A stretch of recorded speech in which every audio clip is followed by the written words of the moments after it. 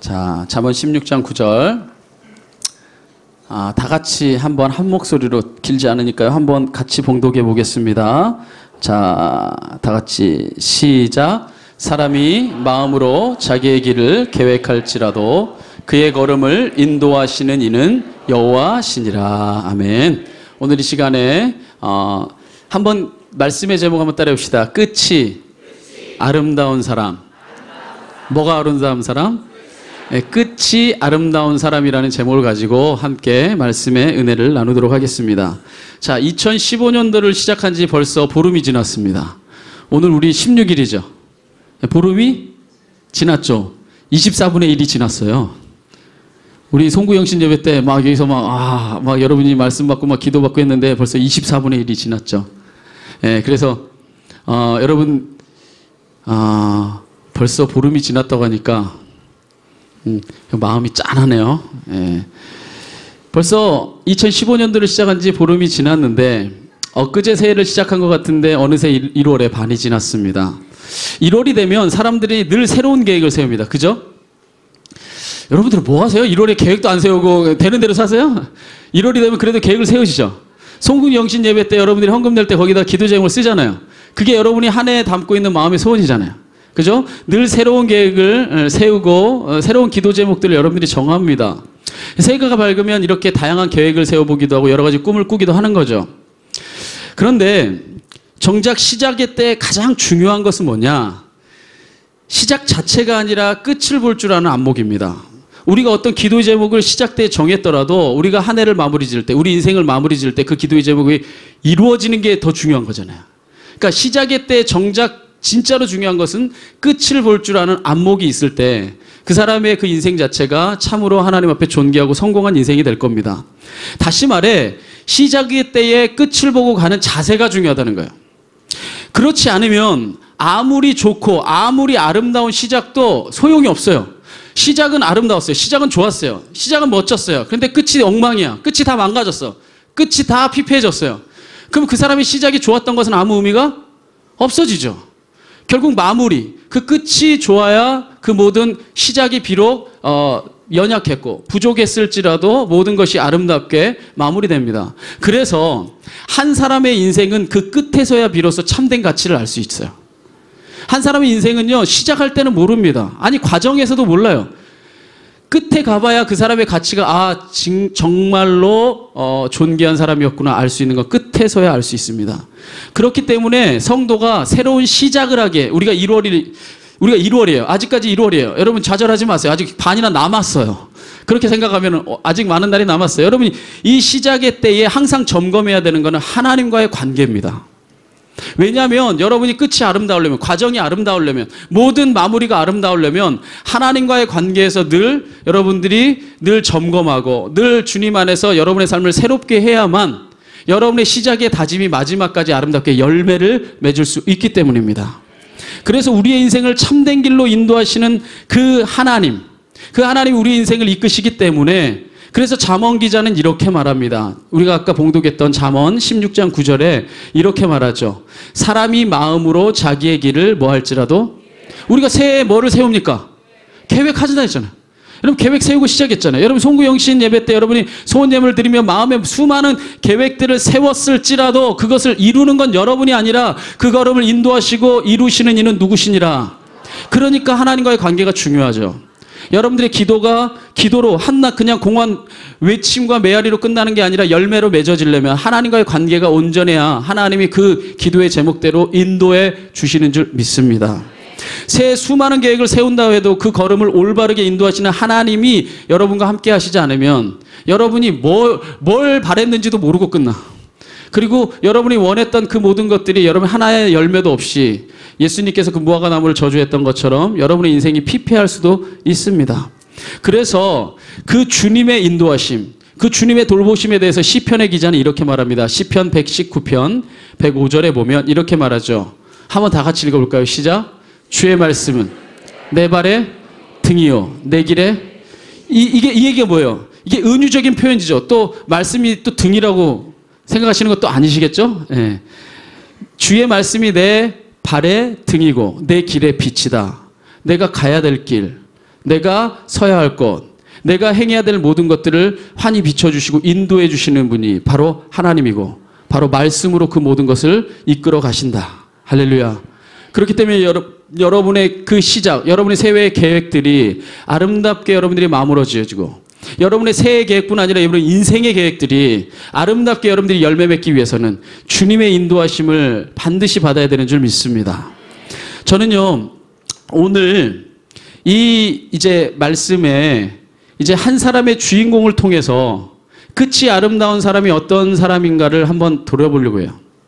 사실 여러분들의 인생에서 시작이 아까도 제가 얘기했지만 미약했고 부족했지만 여러분의 마침내 여러분들의 인생에 궁극적으로 하나님 나라에 갔을 때 잘했다, 착하고 충성된 종아, 하나님이 여러분들을 영접해 주시고 칭찬해 주시고 상급으로 갚아주신다면 그거 성공한 인생이에요.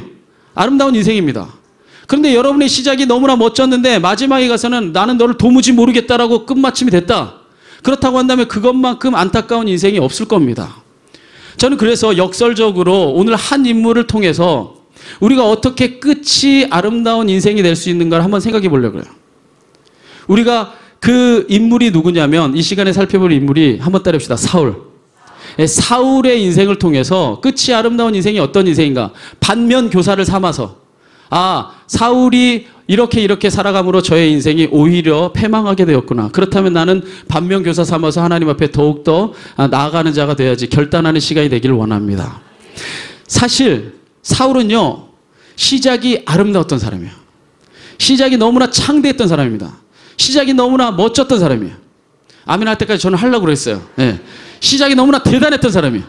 시작이 엄청나게 상당히 어마어마하게 괜찮았던 사람이에요. 예, 아멘 소리가 마음에 안 든다는 얘기죠. 계속 하잖아요, 지금.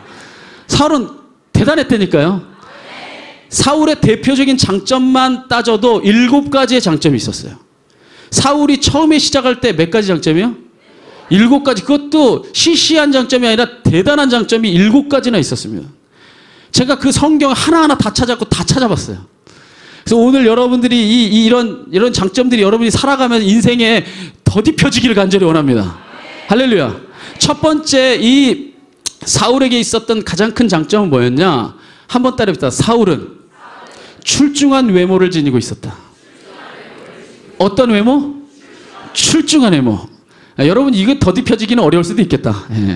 태어난 본판대로 살아야 되니까 아무리 가꾸고 바꿔도 본판 불변의 벽칙이 있으니까. 그렇지만 anyway 이 사울은요, 시작 자체로 출중한 외모를 지니고 있었습니다. 그래서 이 사무엘상 9장 2절에 보면 이렇게 기록되어 있어요.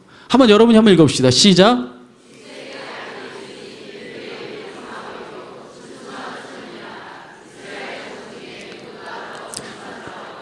키는 모든 백성보다 어깨 위만큼 컸더라. 보세요.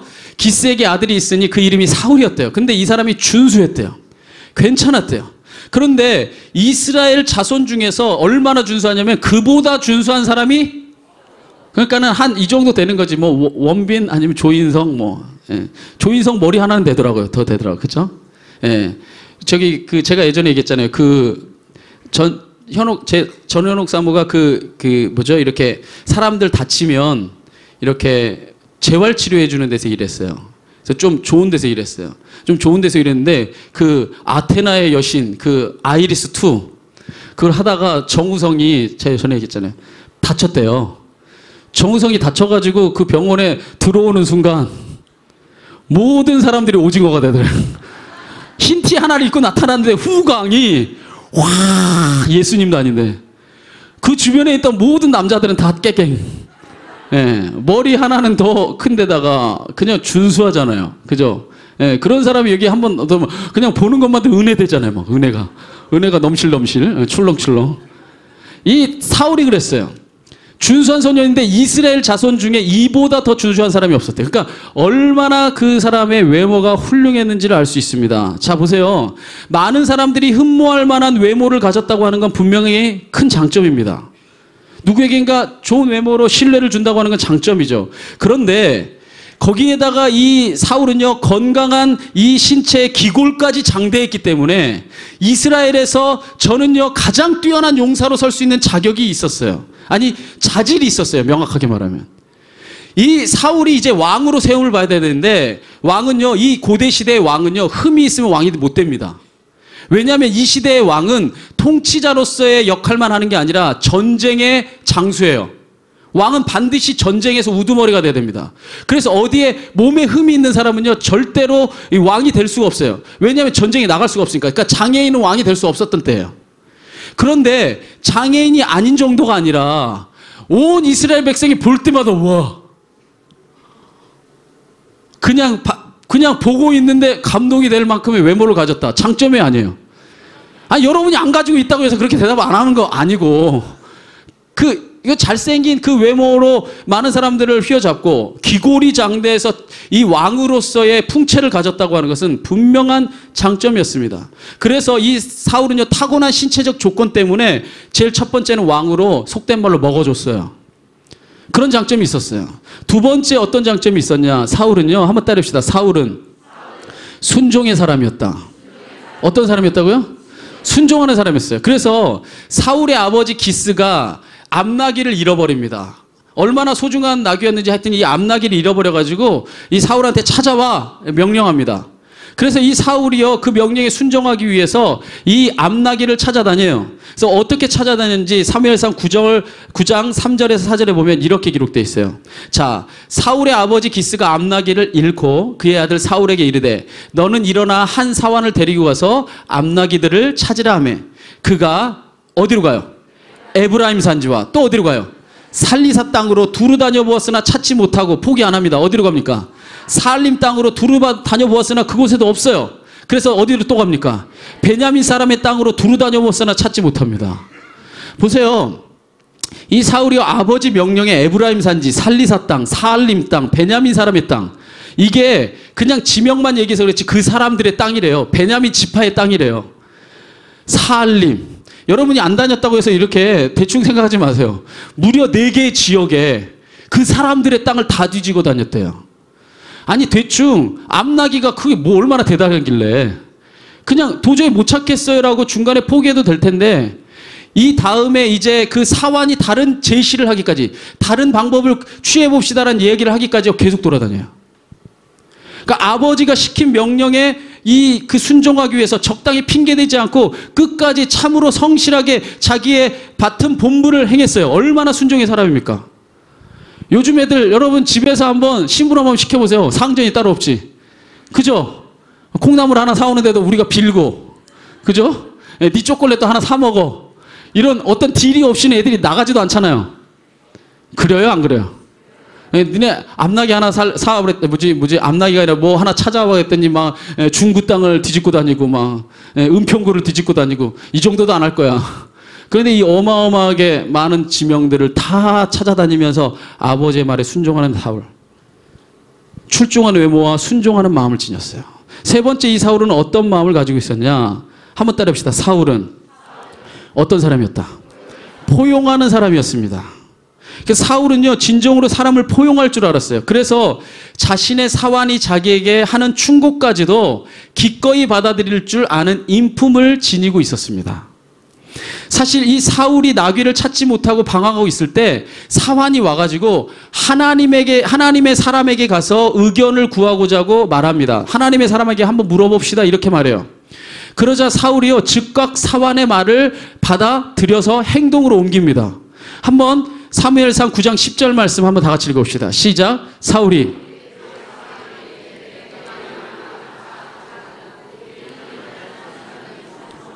자, 사환에게 내 말이 옳다. 네가 말한 대로 뭐 하자? 가자. 바로 받아들이죠. 여기 사환이라는 말은, 사환이라고 하니까 여러분들이 좀 더 이렇게 딱 표면적으로 여러분 화가 안 나는데, 종이에요, 종. 보세요. 종이 하나님의 사람에게 가서 물어봅시다. 첫 마디를 딱 내뱉었을 때 종이라는 생각을 가지고 있으면 그 말을 받자마자 옳다, 가자, 이렇게 반응이 안 나와요. 내가 하고 싶은 대로 일단 하죠. 심지어 종도 아니라 마누라 말도 안 듣는데, 여자친구 말도 안 듣는데, 때론 운전하고 가다가 남자들 길 모르면 물어보자고 하면 됐어. 가보잖아요. 막힐 때까지 가보잖아요. 나 진짜 그런 분 옛날에 한 번 봤어요. 우리 교회에 있던 전도사님인데 여러분은 잘 모를 거예요. 김 전도사님이라고 계셨는데, 이분의 고집이 하여튼 황소 고집이야. 일단 시작했으면 자기가 끝을 보시더라고요. 그래서 예전에 수련회를 갔어요. 분명히 수련회 선발대로 보냈어요. 수련회 선발대로 보내서 출발을 했어요. 후발대가 도착하고 4시간 뒤에 왔어요. 산을 2개를 넘었어요. 아닌 것 같다고 주변에 있는 사람들이 계속 돌아가자 하는데 산을 2개를 넘었어요. 결국 그분이 전도사님을 그만두셨어요. 나중에 좀 하다가 도저히 대화가 안 통해서 사람들이 뭔 얘기를 하면 안 들어주시는 거예요. 얼마 못했었던 기억이 납니다. 보세요. 우리 주위에 있는 사람들의 말을 그냥 듣고 그대로 순종하는 게요. 주위에 있는 사람 말을 듣는 것도 용납하는 것도 그렇게 쉽지 않습니다. 충고하는 것, 충고 받아들이는 것도 쉽지 않죠. 근데 종이 말하는 거예요. 자기가 부리고 있는 종이 어떤 조언을 냈을 때 옳다. 이 말을 할 수 있는 건 아무나 할 수 있는 게 아닙니다. 가자. 행동으로 바로 옮기고 있는 사울의 모습을 볼 수 있어요. 이처럼 사울의 사람 됨됨이가 괜찮았다는 거예요. 이처럼 아랫사람을 포용할 줄 아는 마음을 하나님이 눈여겨보시고 그를 왕으로 세우신 거예요. 아랫사람을 품을 줄 아니까 바로 왕이 될 자질이 있는 거죠. 첫 번째, 여러분 잊어버렸을 것 같아서 첫 번째 어떤 걸 가지고 있을 때 장점을요? 출중한, 이건 안 잊어버리잖아요. 외모는 정우성 생각나잖아요 자꾸. 그죠? 출중한 외모를 가지고 있어요. 두 번째는 네? 네, 벌써 이제 한 4분의 1이 이제 좀 조용해지네. 순종의 사람. 예, 웃고 계신 거 제가 알고 있어요. 예, 순종의 사람이었어요. 세 번째는 포용하는 사람이었어요. 네 번째는요, 한번 따라 합시다. 사울은 겸손한 사람이었다. 사울은 또한 겸손한 사람이었어요. 그래서 사무엘로부터 하나님께서 자신을 이스라엘의 왕으로 택하셨다는 말을 들었을 때에 이렇게 대답을 합니다. 뭐라고 대답하냐면 사무엘상 9장 21절에 사울이 대답하여 이르되 나는 이스라엘 지파 중에 가장 작은 지파 베냐민 사람이 아니니까 또 나의 가족은 베냐민 지파 모든 가족 중에 가장 미약하지 아니하니까 당신이 어찌하여 내게 이같이 말씀하시나이까.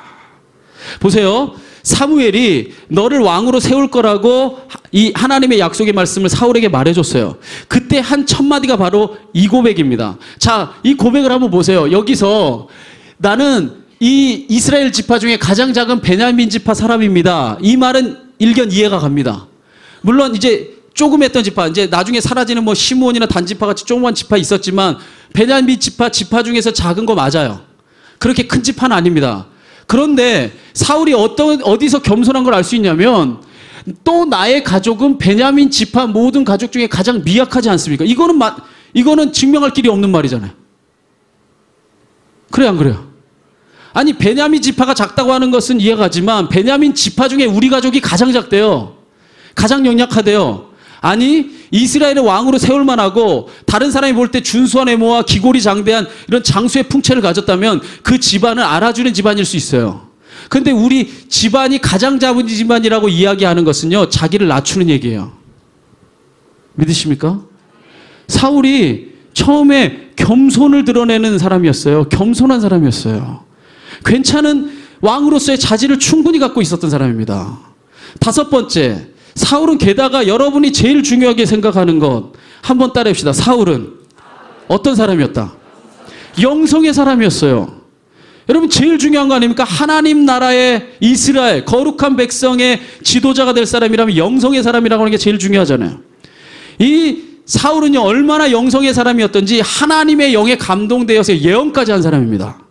그래서 사무엘상 10장 9절에서 10절에 보면 이렇게 기록되어 있죠. 한번 다 같이 읽어봅시다. 시작.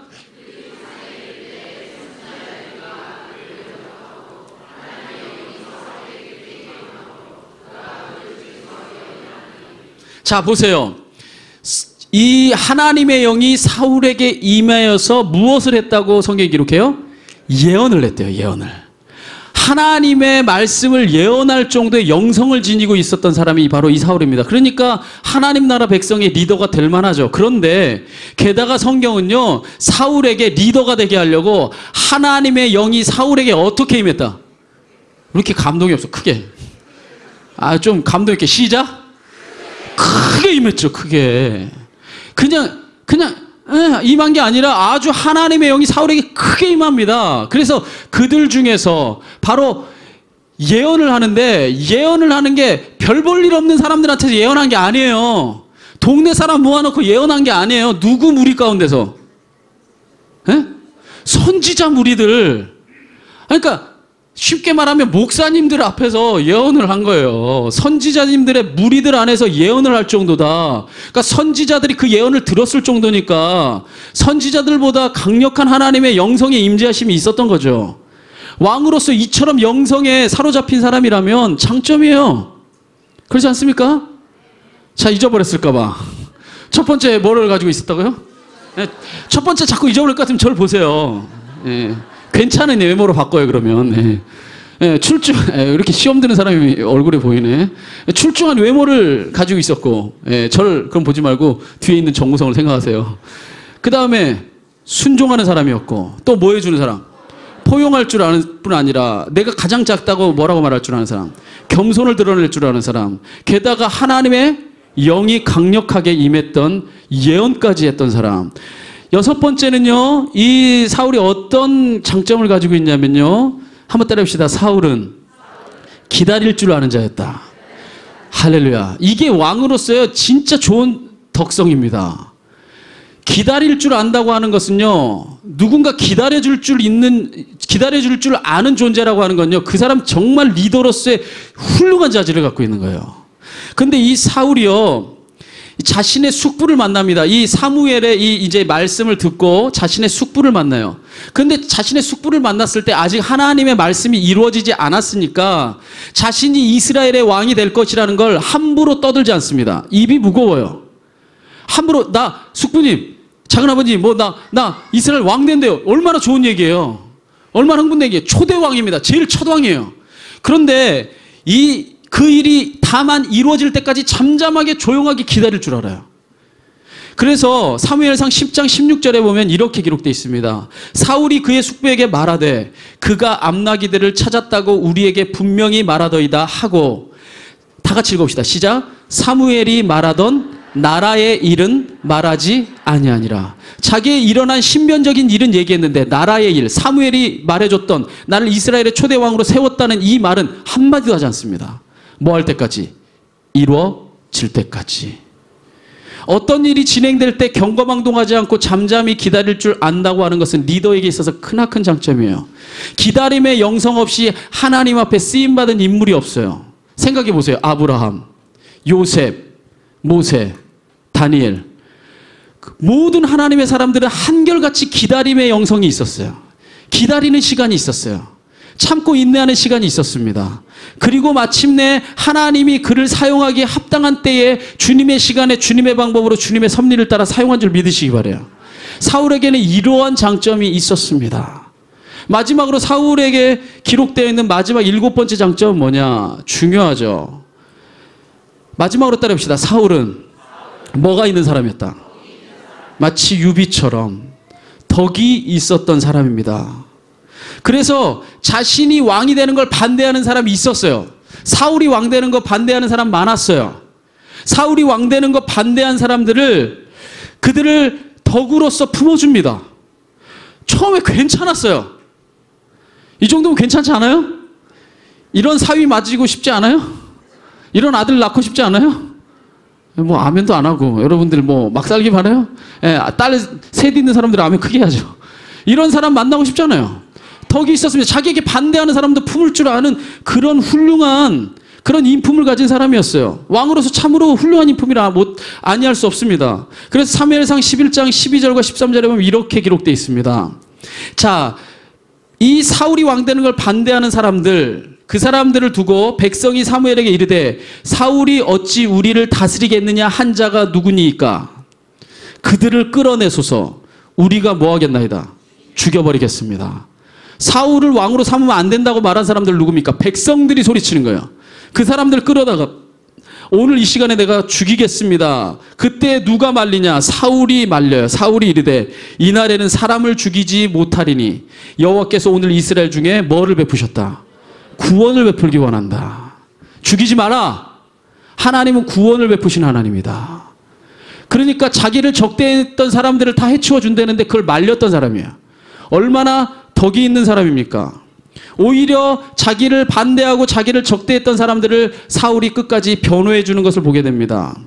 이처럼 자신을 반대하는 사람까지도 덕으로서 품을 수 있다면 그는 진정으로 하나님의 마음을 품은 이스라엘의 지도자라 인정받을 만합니다. 이게 사울이 처음 시작될 때요. 바로 제가 지금 7번째 장점을 말할 때가 사울이 처음으로 왕으로 세움받을 때예요. 보세요. 제일 처음부터 한번 되뇌봅시다. 출중한 외모, 순종할 줄 아는 사람, 그 다음에 포용의 사람, 그리고 겸손할 줄 알고, 거기다 하나님의 영이 강력하게 임하였고, 잠잠하게 모든 일이 이루어질 때까지 기다릴 줄 알고, 마지막으로 덕까지도, 반대하는 사람까지도 인품으로 품을 줄 아는 넉넉한 사람. 무려 7가지의 장점을 가지고 시작한 사람이에요.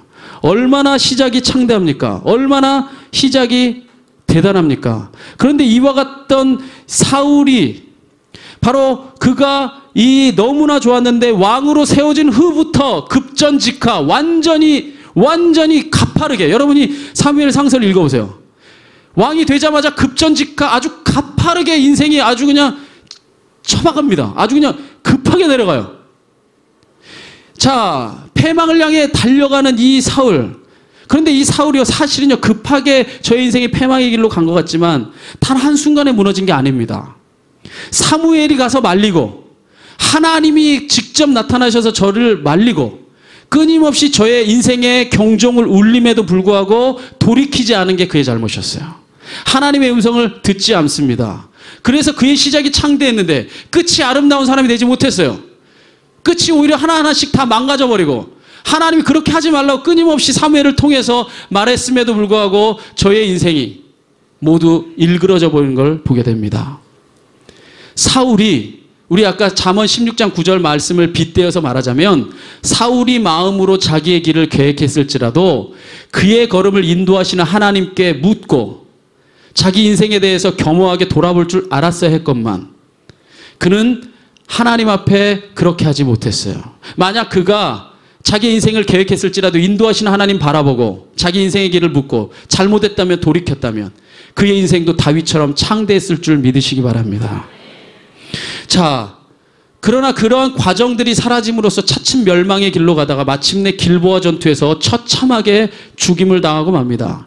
그렇다면 사울이 어떻게 변질됐는가? 전혀 제 얘기하는 거 아닙니다. 제가 이거 하나하나 다 찾았다 했잖아요. 성경의 흔적 속에서 이 사람이 어떻게 변질된지 한번 하나하나씩 다 살펴봅시다. 첫 번째 한번 봅시다. 첫째, 이 사울이 자신의 외모만 의지했을 때 실패하는 인생이 되고 말았습니다. 분명히 출중한 외모를 가지고 있었죠. 그런데 자신의 외모만 의지했을 때 실패하는 인생이 됐어요.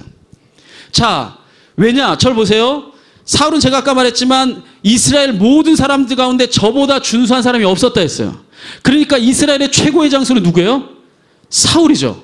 저보다 준수한 사람이 없으니까. 저 사람이 이스라엘의 최고의 장수예요. 그런데 자기의 외모, 자기의 신체적 조건, 자기가 가진 능력만 가지고 나갔을 때 자기보다 더 대단한 사람이 나타나니까 완전히 쫄아버려요. 자기보다 더 능력 있는 사람이 나타나니까 완전히 깨갱깨갱합니다. 왜? 자기의 외모, 자기의 능력만 가지고 나갔으니까. 자기가 이길 수 없는 사람은 넘어설 수 없는 거죠. 그래서 이 사울이 골리앗을 만났을 때, 자기보다 조건이 훨씬 더 좋은 사람을 만났을 때 저는 비굴하게 숨는 자가 되고 맙니다. 실패하는 인생이 되는 거죠. 그래서 사무엘상 17장 10절에서 11절 말씀에 제가 새번역 성경으로 가져왔어요. 새번역 성경에 보면 이렇게 되어 있습니다. 이 블레셋 사람이 누구냐면요, 따라합시다. 골리앗입니다. 이 골리앗이 다시 고함을 질렀다. 내가 오늘 이스라엘 군대를 이처럼 뭐 했으니, 욕했으니 너희는 어서 나에게 한 사람을 내보내어 나하고 맞붙어 싸우게 하여라. 그때 어떻게 반응하느냐? 사울과 온 이스라엘은 그 블레셋 사람이 하는 말을 듣고 몹시 놀라서 뭐 하기만 하였더라? 몹시 놀라서 떨기만 해요. 못 나가요. 못 싸워요. 뭐 하니까? 무서우니까. 자기의 외모만 의지했을 때 자기 외모보다 더 뛰어난 사람이 나타나니까 자신이 도저히 넘어지지 못합니다. 사울이 무서워서 떨고만 있는 모습을 보게 됩니다. 반면에 다윗은요, 아버지 이새도 무시할 만큼 초라한 사람이었어요. 아버지 이새도 이 가정 가운데 왕이 될 만한 아들이 있다고 이야기할 때 그를 데려오지 않을 만큼 초라한 사람이었어요. 그런데 이 다윗은 자기의 외모를 의지하지 않고 만군의 여호와의 이름을 의지하여 나갔을 때 승리한 줄 믿으시기 바랍니다. 바로 이것이 사울과 다윗의 차이였어요. 사울은 자기의 뛰어난 조건만 의지했지만 다윗은 오히려 미약했기 때문에 자기를 의지하지 않고 하나님 의지하는 하나님의 사람이 됐습니다. 첫 번째, 자신의 외모만 의지했을 때 실패하는 인생이 되었고, 두 번째 장점이 뭐였어요? 순종하는 사람이었잖아요. 그런데 이 두 번째, 이 사울이 순종의 사람에서 불순종의 사람이 되고 맙니다. 그래서 이 사울이 결정적으로 언제 불순종의 사람이 되느냐, 하나님께서요 사울을 결정적으로 버리신 사건이 있어요. 결정적으로 하나님이 사울을 포기해버린 사건이 있습니다. 그게 뭐냐면 아말렉과의 전투입니다. 아말렉과의 전투에서 불순종한 사건이 바로 하나님께서 이 사울을 포기해버리는 결정적인 이유가 돼요. 자, 사울을 통하여서 사실은 이 아말렉을요 심판하기 원했습니다. 이 아말렉은요 원래 사울 때 왼수가 아니라 원래 쭉 선조대로 올라가서 모세가 출애굽할 당시에, 모세가 출애굽할 때 그들의 땅을 지나가야 되는데 하나님이 저들에게 비켜주라 했어요. 근데 끝까지 아말렉이 그 하나님의 말에 순종하지 않고 계속해서 괴롭힙니다. 이스라엘 백성을 괴롭히고 힘들게 합니다. 그래서 하나님이 심판할 걸 약속하세요. 그래서 이스라엘의 왕이 세워졌을 때에, 이제 나라가 자리를 잡았을 때에 나를 조롱했던 아말렉 족속을 내가 너를 들어서 심판하겠다라고 명령한 거예요. 그러니까 단 제한적입니다. 다른 전쟁에서 다 그러했던 게 아니라 여기에서만은 나의 야훼 하나님의 이름을 드러내기 위해서 진멸해라. 하나님이 저에게 명령합니다. 그런데 사울이 순종하질 않아요. 그래서 어떻게 반응하냐. 사무엘상 15장 9절에 보면, 한번 다 같이 읽어봅시다. 시작. 사울과 백성이 아각과 그의 양과 소의 가장 좋은 것, 또 기름진 것과 어린 양과 모든 좋은 것을 뭐하고, 하나님은 다 없애라 했는데 좋은 것을 다 뭐 했다? 누구를 위해서? 하나님 위해서? 아니요, 자기 위해서. 자기의 영달을 위해서, 자기의 목적을 위해서 하나님은 다 무시해버립니다. 하나님은 아말렉을요 모세 때부터 기다린 거였어요. 저들이 하나님을 조롱하고 업신여긴 것에 대해서 야훼 하나님을 드러내고 싶었던 거예요. 그런데 좋은 것을 남기고 진멸하기를 즐겨하지 않냐고 가치 없고 하찮은 것만 진멸합니다. 그러니까 하나님이 가치 없고 하찮은 거죠. 하나님의 말을 듣지 않은 게 중요한 거예요. 여기서 중요한 거는 사울은 하나님의 말씀 앞에서 자신이 원하는 만큼만 적당히 순종합니다. 좀 더 정확히 말하자면 자신의 이익을 위해서 하나님을 이용한 거예요. 그게 정확한 표현입니다. 그때 하나님은 불순종한 사울에게 사무엘을 통해서 이렇게 말씀하십니다. 뭐라고 말씀하시냐면 사무엘상 15장 22절과 23절에 보면 하나님 말하죠. 사무엘이 이르되 여호와께서 번제와 다른 제사를 그의 목소리를 뭐하는 것을, 청종하는 것, 다른 말로 표현하면 순종하는 것을 좋아하심같이 좋아하시겠나이까. 순종이 제사보다 낫고 듣는 것이 순양의 기름보다 나으니 이는 거역하는 것은 점치는 죄와 같고 완고한 것은, 순종하지 않고 완고한 것은 우상에게 절하는 죄와 같음이라. 왕이 여호와의 말씀을 버렸으므로 여호와께서도 왕을 뭐하였다? 버려서 왕이 더 이상 되지 못하게 하셨나이다. 무서운 심판의 말씀이죠. 사울이 불순종의 사람이 되었을 때 하나님도 그를 더 이상 자신을 대신할 왕으로 인정하지 않습니다. 왜? 내 말을 듣지 않으니까. 너는 나를 대신할 수 있는 사람은 더 이상 못 되는 거죠. 결국에 저는 하나님의 버림받는 왕이 되고 말았어요. 순종했던 사람이 순종하지 않는 성품의 사람으로 변질된 거예요. 뭐가? 욕심이. 왕이라는 자리가 자기를 더욱더 빛나 보이게 하고 더 많은 걸 취하고자 하는 욕심 때문에 급전직하 멸망하고 있는 모습입니다. 세 번째로 이 사울은 뭐 하는 사람이었냐? 포용하는 사람이었어요.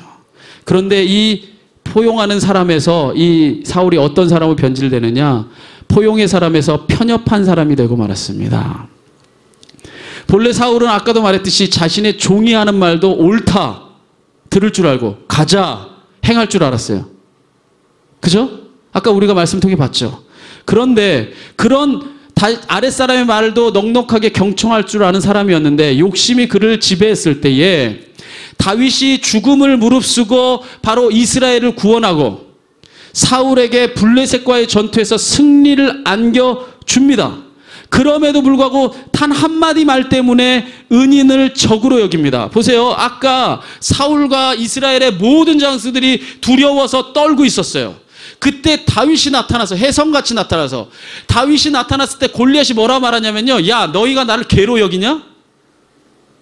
얼마나 나를 무시하면 저런 꼬맹이를 보내냐? 너희가 나를 개로 여겨? 다 죽였어 하고 이렇게 무시하며 나오는 이 골리앗을 바로 다윗이 무너뜨리고 블레셋과의 전투에서 완전한 승리를 가져옵니다. 여러분, 블레셋과의 전투는요, 여러분이 성경을 연구해 보면요, 구약 시대에, 특별히 통일 이스라엘 왕국 시대에요, 끊임없이 나타나는 주제예요. 그래서 블레셋을 이기는 왕이 바로 이 이스라엘의 가장 인정받는 왕이 돼요. 그러니까 블레셋을 사울이 이겼다고 하는 건 대단한 겁니다. 이 블레셋이 어떤 족속이냐면요, 세계사에서도 나오는 바이킹족의 후예들이에요. 전투에 능하고 호전적이고 얼마나 전쟁을 잘하는 사람인지 몰라요. 그러니까 골리앗과 같은 장수가 골리앗만 있는 게 아니라 5명이나 있었어요. 이 블레셋 족속 가운데. 그러니까 대단한 이 족속을 다윗이 호롤단신 나가가지고 이겨서 승리를 안겨줬어요.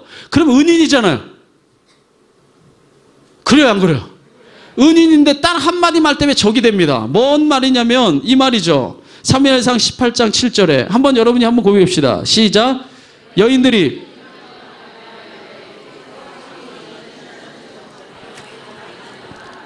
자, 사울이 죽인 자는 천천히고 다윗이 죽인 자는 만만이라고 막 노래를 불러요. 그러니까 이 말을 듣고 사울이 어떻게 반응합니까? 이렇게 반응합니다. 사무엘상 18장 8절에서 9절에 보면 사울이 그 말에 불쾌하여 심히 노하여 이르되, 이제 열받습니다. 심히 노하여서 이르되 다윗에게는 만만을 돌리고 내게는 천천만 돌리니 그가 얻을 것이 나라 말고는 무엇이냐 하고, 그날 이후로는 사울이 다윗을 뭐 하였더라? 원어에 보면 이 주목이 시기하고 질투했다는 거예요. 보세요.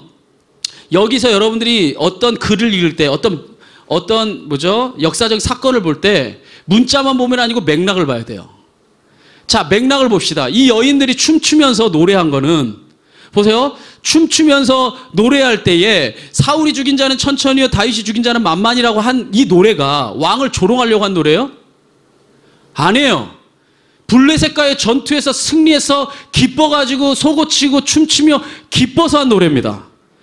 거기서 제일 큰 공을 세운 사람은 누구예요? 다윗이죠. 다윗이 큰 공을 세웠다는 것을 노래로서 막 알리고 기뻐하고 있는 거예요. 그러니까 전쟁의 승전보를 울리면서 하고 있는 노래예요. 맥락에서 보자면 사울을 조롱한 게 아니라 다윗을 역설적으로 하면 칭찬한 거죠. 그럼 다윗은 뭡니까? 여러분 뒤에를 보시면요, 다윗은요 사울의 장수예요. 당연히 전쟁에 나가서 왕이 다 싸워요? 좀 대답해요. 왕이 다 싸워요? 왕 죽으면 그럼 나라 금방 망하게? 당연히 장수가 더 싸우죠. 여러분, 덕의 사람 유비가 잘 싸워요? 관우가 잘 싸워요? 삼국지 안 읽었으니까. 관우가 몇 배는 잘 싸워요. 유비는 싸움을 잘 못해요. 덕이 많을 뿐이지. 유비가 잘 싸워요? 장비가 잘 싸워요? 제발 대답 좀 해주세요. 장비가 잘 싸워요? 관우가 더 잘 싸워요? 그들이 싸워서 승리를 얻으면 유비가 승리한 거예요. 사울이 왕으로 나가서 다윗이 장수가 되어서 만만을 죽였으면 그 승리의 모든 공은 누구에게 돌아오느냐? 결국에는 왕에게 가는 거예요. 그래요, 안 그래요?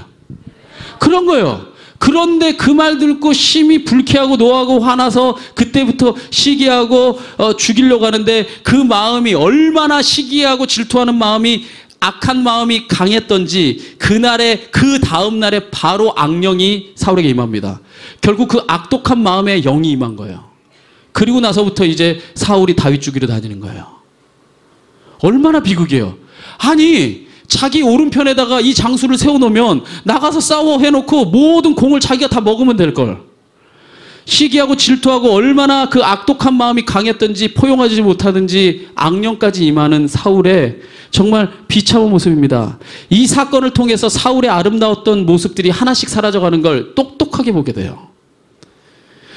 자, 첫 번째 출중한 외모를 의지했을 때 실패했어요. 그가 순종의 사람에서 아말렉의 전투에서 순종하지 못합니다. 포용할 줄 아는 사람이었는데 포용을 못하고 다 밀어내버립니다. 그리고 죽이려고 해요. 그리고 네 번째로 겸손한 사람이었죠. 이 겸손한 사람에서 한번 따라합시다. 겸손한 사람에서 어떤 사람이 됐다? 교만한 사람이 됩니다. 사울의 극단적인 교만을 보여주는 대표적인 예가 놉당에 있는 제사장을 다 죽여버립니다. 놉당에 있는 제사장을 한 명을 죽인 게 아니라 뭐라고요? 다 죽여버려요. 그런데 그냥 백성을 죽인 게 아니라 누굴 죽였다고요? 예배하는 제사장을 자기가 죽여버렸어요. 그러니까 자기가 예배하는 자보다 더 위에 있다는 얘기죠. 자, 그러면은 이 사울이 왜 죽였냐? 이 사울이 이 악령에 사로잡히고 이제 시기와 질투에 눈이 멀어서 다윗을 막 죽이려고 합니다. 그래서 다윗이 도망가요. 자, 그래서 이 다윗이 도망가는데 급하게 도망 나오니까는 가지고 있는 게 아무것도 없어요. 게다가 자기를 따르는 군사만 수백 명이 자기를 따라옵니다. 먹을 것도 없고 막 힘든 상황에서 이렇게 도망가는데 이 놉당에 있는 아히멜렉이라는 제사장한테 이 다윗이 찾아가요. 그런데 다윗이 찾아갔을 때 아직 사울과 다윗이 갈라선 걸 몰라요. 아직 다윗이 사울의 장수인 줄 알아요. 아히멜렉은. 그래가지고 왜 이렇게 조용히 나타났습니까? 그 정도 장수라면 많은 사람들이 보는 대낮에 휘황찬란하게 나타나야 되는데 조용히 오니까 왜 이렇게 조용히 나타납니까? 다윗이 모든 이 상황이 위험하니까 내가 비밀 업무를 수행 중이라고. 그래서 지금 먹을 게 좀 없으니까 먹을 거랑 골리앗의 칼 좀 달라고. 비밀 업무를 수행 중이니까 조용히 해달라고 하면서 그렇게 얘기합니다. 그러니까 이 아히멜렉은 사울 왕의 충복으로서 지금 다윗이 자리하고 있기 때문에 그런 줄만 알고 도와줍니다. 그래서 이 아히멜렉이 도와줬는데 그 소문을 듣고 사울이 불현듯 득달같이 찾아와서 아히멜렉에게 이제 추궁하는 겁니다. 너 왜 다윗을 도와줬냐? 그때 이 아히멜렉이요 사울 왕에게 항소하는 거예요. 뭐라고 항소하냐면 사무엘상 22장 14절 15절에 보면 아히멜렉이 왕에게 대답하여 이르되 왕의 모든 신하 중에 다윗같이 충실한 자가 누구인지요? 그러니까 아직까지 다윗이 충복한 사울의 이 신하라고 생각하고 있는 거예요. 그는 왕의 사위도 되고 사위였어요. 호위대장도 되고 왕실에서 존귀한 자가 아닙니까? 아직까지 알고 있어요? 모르고 있어요? 모르고 있어요. 내가 그를 위하여 하나님께 물은 것이 오늘이 처음이니까 결단코 아니니다. 원하건대 왕은 종과 종의 아비의 온 집이 아무것도 돌리지 마옵소서. 그러니까 아무 해도 주지 마옵소서. 왕의 종은 이 모든 크고 작은 일에 관하여 아는 것이 없습니다. 이렇게 대답해요. 제사장이 이렇게 항소하면서 진언합니다. 이처럼 제사장 아히멜렉이 간절하게 항소하는데도 사울은요, 여러분이 성경을 보면 일말의 망설임이 없어요. 심판을 내려버립니다. 어떻게 심판을 내려버리냐? 바로 16절에 이렇게 말합니다.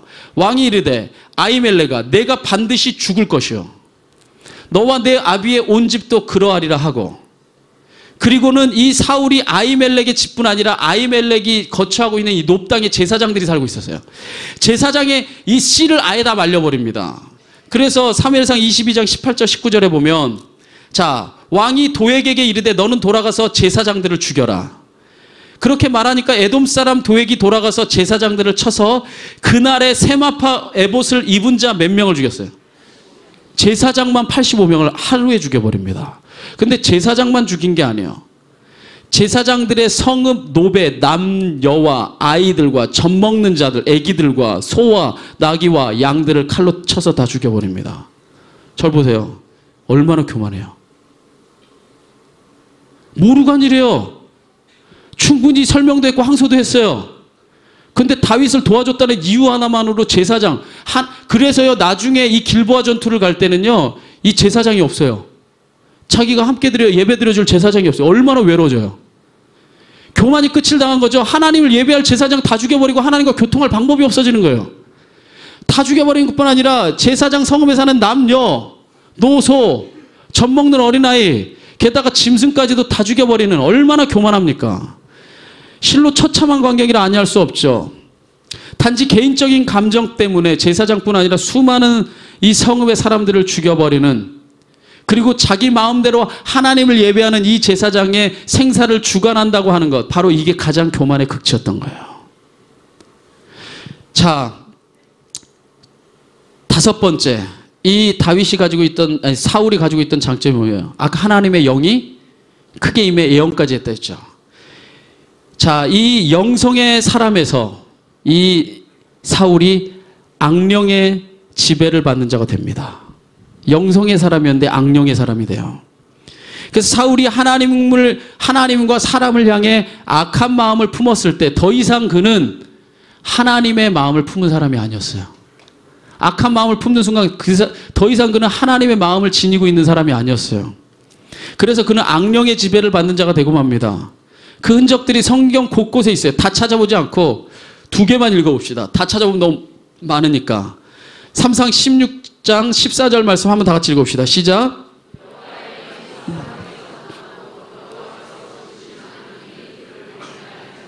여호와의 영이 사울에게서 뭐 해버렸다? 떠나버립니다. 그리고 나서 누가 임합니까? 악령이 임하죠. 하나님의 영이 떠나버렸어요. 사무엘상 18장 10절 상반절에 보면 그 이튿날 하나님께서 부리시는 악령이 사울에게 어떻게 내려요? 아까 크게 하나님의 영이 내리더니 악령도 아주 힘있게 내렸어요. 어마어마하게 악령이 크게 내리니까 그가 집안에서 정신없이 떠들어대면서 미쳐버립니다. 미쳤어. 정말 미쳤어. 미친 사람이 되고 있어요. 보세요. 제가 아까 설교 서두에 시작할 때 사울이 얼마나 멋졌어요. 대단했어요. 이런 사람 찾기 힘들 만큼 얼마나 괜찮은 사람이었어요. 하나 다 망가져가잖아요. 외모만 의지하다 실패하고, 순종하던 사람이 불순종하고, 포용할 줄 알던 사람이 포용도 못하고, 겸손하던 사람이 교만해서 사람 다 죽이고, 하나님의 영이 있던 사람이 악령에 사로잡히고. 게다가 이 사울왕이요, 얼마나 이 악령에 사로잡혔는지 마지막 전투를 눈앞에 두고요, 길보아 전투를 눈앞에 두고 아까 제사장 다 죽여버렸잖아요. 그래서 자기의 이 고대 전쟁은 반드시 이 신의 계시를 받고 가야 되는데 없어. 예배 드릴 사람이 없어. 그래서 누굴 찾아가는 줄 아세요? 악령에 사로잡혀서 무당 찾아가요. 신접한 여인을 찾아갑니다. 그래서 그가 끝까지 하나님을 외면하는 인생을 사는데 사무엘상 28장 8절에 보면 이렇게 기록되어 있습니다. 사울이 이르되 청하노니 나를 위하여 신접한 술법으로 내가 내게 말하는 사람을 불러 올리라. 그러니까 영매가 돼서 사람 좀 불러와라. 이게 무당을 찾아가는 겁니다. 그래서 누구 불러오는 줄 아세요? 사무엘 불러와요. 안 놀라시는구나. 사무엘을 무당 찾아서 불러와갖고 내가 전쟁에 나가 이기겠습니까? 지겠습니까? 지금 사울이 찾아야 되는 사람이 사무엘이에요? 어? 지금 사울이 다시금 찾아야 되는 사람이 누구예요? 하나님이죠. 하나님 찾아야 됐어요. 그런데 사울이 끝까지 안 찾아요. 악령에 사로잡혀서 신접한 여인에게 자기의 갈 길을 묻는, 얼마나 비참한 인생이 됩니까? 그가 진정으로 붙들어야 될 분이 하나님이었죠. 결국에 끝내 하나님 찾지 않고 길보아 전투에 나갔다가 처참하게 죽임을 당하고 맙니다. 여섯 번째, 이 사울이 원래는 기다림의 영성, 기다림의 사람이었는데 기다림의 사람에서 어떤 사람으로 변질되냐? 따라합시다. 조급한 사람. 조급한 사람으로 변질됩니다. 처음에 사울은 잠잠하게 하나님의 뜻을 기다릴 줄 아는 자였어요. 하지만 그가 점점 더 하나님의 영이 떠나니까 조급한 사람으로 변질돼 갑니다. 그래서 블레셋과의 전투를 앞두고 하나님 앞에 제사를 드릴 때에 하나님 앞에 제사를 드리고 전투를 나가야 되는데 사무엘이 늦게 오는 거예요. 그래서 그가 마음이 조급해지고 백성이 흩어지는 게 두려워가지고 백성들 다 모아놓고 야 시간 없다 그냥 내가 제사 드려버리자 하고 사무엘을 도외시하고 제사 드려버립니다. 그 다음에 사무엘이 도착하죠. 사무엘이 그 모습을 보고 바로 그때 심판의 메시지를 선포합니다. 뭐라고 말하냐면 사무엘상 13장 14절에 우리말 성경을 보면 이렇게 말합니다. 그러나 이제 당신의 나라는 오래가지 않을 것이요. 당신이 여호와의 명령을 지키지 않았기 때문에 여호와께서는 그 마음에 맞는 사람을 찾아 그 백성의 지도자를 세우셨습니다. 보세요. 사울은 자신의 통치를 견고하게 세우고자 사무엘을 기다리지 못하고 자기 마음대로 제사를 조급하게 드려버렸지만 이것은 결국에는요 자신의 멸망을 독촉하는 행동이 되고 말았어요. 기다렸어야죠. 하나님의 사람이 오기까지. 그러면 왜 사울이 못 기다렸나요? 백성이 흩어지니까. 백성이 전열이 막 흩어지고 블레셋이 들어와서 사분오열되니까. 그러니까 사울이 보는 건 뭐예요? 하나님이 아니라 누굴 보고 있는 거야? 사람 흩어지지 말라고 하나님 예배하고 있는 거예요. 얼마나 우스워요. 사람들 마음에 들려고 하나님 예배하고 있는 거예요. 하나님 받으시겠어요? 너 사람한테 잘 보이려고 날 예배하는구나. 네가 전쟁에 이기고 싶어서 날 예배하는구나. 사람이 흩어지더라도 단 한 사람이 남더라도 하나님을 예배하는 순간까지 기다릴 줄 알았어야죠. 히스기야가 힘이 있어서 그 아수르 사네립에 18만 5천이나 되는 군대를 이겼나요? 히스기야의 성들은요 다 망했었어요. 싸울 수가 없는 지경에 내몰려 있던 게 히스기야입니다. 하나님의 전에 올라가 기도했을 때 하룻밤 사이에 18만 5천의 군사를 하나님이 물리치는 걸 믿으시기 바랍니다. 하나님이 하셨어야 돼요. 근데 사람 보느라고 조급하게 변질됐을 때 멸망하는 인생이 되고 말았습니다. 마지막으로 이 사울 덕의 사람이었어요. 그러나 그가 마지막에 덕의 사람에서 부덕한 사람으로 변질되고 맙니다. 사울이 부덕한 사람이 된 결정적인 증거는 뭡니까? 저 보세요. 사울이 부덕한 사람이 된 결정적인 증거는 다윗을 그의 생애 내내 죽이려고만 쫓아다녔다는 것. 그것 자체가 그의 부덕의 가장 확실한 증표입니다. 사울이 할 일이 왕으로서 얼마나 많은데, 왕으로서 백성들이 이끌어야 될 일들이 얼마나 많은데 단 하나 다윗 죽이겠다고 그렇게 돌아다닙니다. 그런데 반면에 다윗은 사울을 얼마든지 죽일 수 있는 기회가 2번이나 있었어요. 그때도 다윗은 하나님이 기름 부어 세우신 왕이기 때문에 사울을 죽이지 않습니다. 그런데 사울은요 그러한 은혜를 다윗에게 입고도 또 죽이려고 돌아다녀요. 부덕한 사람의 표상이라 아니할 수 없습니다. 오늘 제가 간략하게 이 7가지의 장점과 7가지의 장점들이 어떻게 멸망의 길로 가는지를 살펴봤습니다. 이처럼 사울은 그 시작이 심히 창대했지만 그 끝은 참으로 초라하다 못해 비참해졌습니다. 그리고는 마침내 자신의 칼 위에 스스로 엎드려져서 죽음을 당하는 최후를 맞게 됩니다. 결국 그 과정에서 하나님은요 사울을 왕으로 삼은 것을 후회합니다. 처음에는 뭐 했는데? 처음에는 괜찮았는데, 처음에는 쓸만했는데 나중에 하나님이 후회합니다. 그리고 마침내는 외면합니다. 그래서 사무엘상 16장 1절에 보면 이렇게 기록되어 있어요. 한번 다 같이 읽어봅시다. 16장 1절 시작.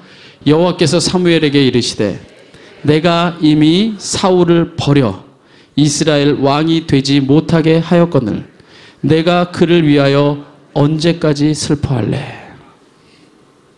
나는 이미 버렸다. 사무엘아 기도조차 하지 말아라. 사울의 인생을 통해서 우리 인생에서 진정 중요한 것이 무엇인가를 깨닫게 됩니다. 저를 한번 보세요. 진정 중요한 게 뭡니까? 끝이 아름다운 사람이 되는 겁니다. 그런 의미에서 보자면 이 자리에 함께하고 있는 여러분은 얼마든지 희망이 있습니다. 왜 아멘을 안 하셔요? 이제 전 맥락상 이렇게 내용 다 얘기했으면 저는 진짜로 끝내요. 이제 끝날 때가 됐는데 아멘 하셔야죠. 여러분들에겐 여전히 희망이 있습니다. 왜입니까? 여러분이 지금 이 자리에서 여러분이 이제까지는 어떤 모습으로 살아왔던지 어떤 환경에 여러분이 있었던지 상관없습니다. 지금 여기서부터 내 자신을 내려놓고 하나님 앞에 회개함으로 새롭게 변화를 받는다면 여러분 인생이 아직은 과정 가운데 있으니까 얼마든지 더 아름답고 더 창대하게 여러분의 인생을 마무리 지을 수 있습니다. 그래서 사도 바울이 이렇게 말하죠. 로마서 12장 2절에 말합니다. 한번 마지막으로 다 같이 말씀 읽읍시다. 시작.